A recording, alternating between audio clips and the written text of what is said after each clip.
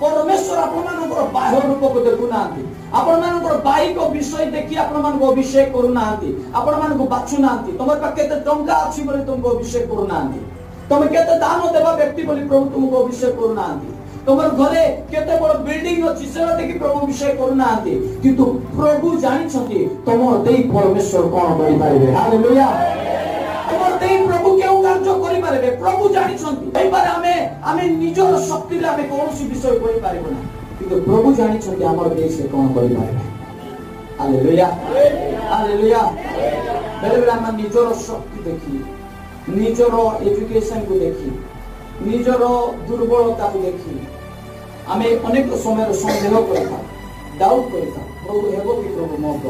मो द्वारा नहीं पारे आमे निज को देखु आमे निज को देखिबा परमेश्वर जेमिति हमको देखुछथि सेमिति हम निज को देखिबा हालेलुया।